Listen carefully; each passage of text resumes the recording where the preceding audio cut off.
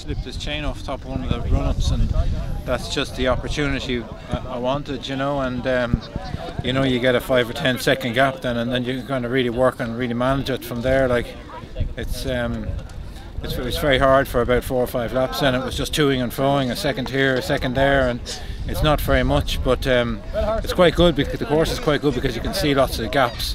You can see the gaps in many points on the lap. You know, you can see if you pulled out a bit of time from lap to lap, but so there was sections on the lap that I'd have pulled the gap and he'd have closed back in another section, and you'd be just like, oh, keep the head down, you know, keep pushing. But no, it's really good. I think he had a problem then with his tyre, and that was that, like, so, you know. But you got to keep pushing in these situations, like, and it makes it difficult for, you know, it makes it difficult for the riders behind, like, you know, they have to push flat out. He's pushing flat out all the way, so, you know, you can do mistakes. I mean, I had a bad run in the last round in time, and tyres coming off and puncturing and crashing and everything. So, you know, it's well done. It's the, you know, that's the sport, like, it's the sport that it is. St Anne's Park is immense for cyclocross. You enjoy this terrain? It's great because compared to some of the other parks you race in, there's a few more hills, there's a nice set of steps in it, and then there's a few ups and downs in it, which just adds a kind of different dynamic. Most of the parks have been quite flat, and we've really been working hard on the courses to get, you know, a bit of slope into them. But here, you know, with the little river valley there, it just lends itself perfectly to the thing. It's a little bit tricky to ride here, but we try to keep the course as open as possible so that it's kind of fast, and to ride hard it's kind of tricky, but just to roll around it is relatively easy. So how was the weather for you? I mean, it was cold and windy, and how was the course? Fairly wet? No, it's grand actually. There was only a few patches now that it was really slippy.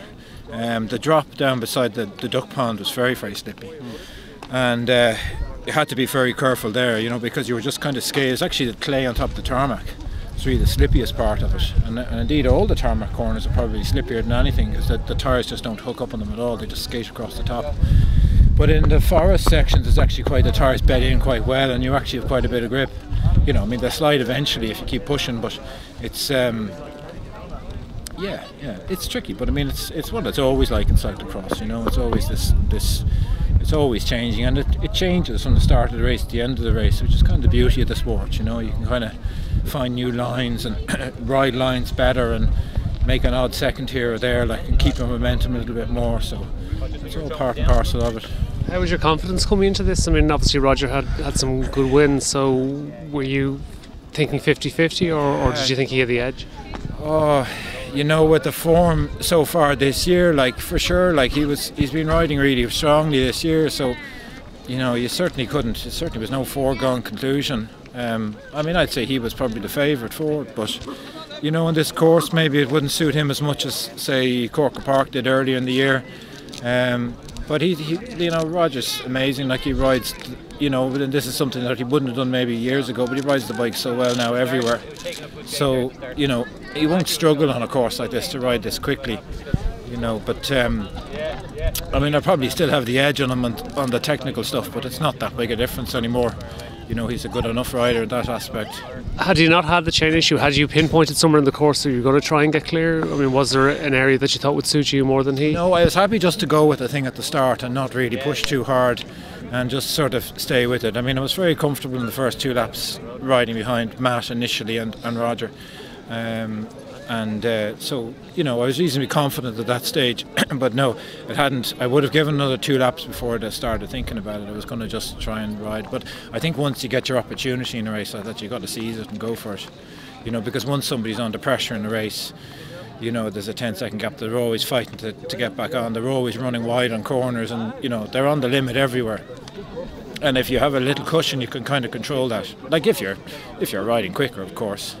It doesn't happen if you're not at the races, but, you know, if you have that pace, then you're able to kind of control the race a little bit and make it a little bit difficult for them. So this is number 18, so what does it mean to you to continue such a run? But I think with just the year I've had, you know, it's been quite up and down. The form is it's been good in races, but you know, I've got so old now that it's kind of struggled to maintain sort of consistent form. Like, I don't know how I'm going to be at each race I turn up, which is different to how I was 5 or 10 years ago, where I'd be about the same level every race. So you just don't know coming into something like this, you know. So it's, and the championship, you know, tomorrow, like, it's another year, you know, and it's, the championship's gone. Like, if you lose the championship, you can't do anything about it for another year. So it does actually really mean something, you know. I think the Supercross Cup can come and go. Like, it doesn't really make that much difference. You win a round, you lose a round. It doesn't really matter. But it's the championship's a one-day event. It's all or nothing. I mean, it's not the World Championships, but it is to Irish people maybe.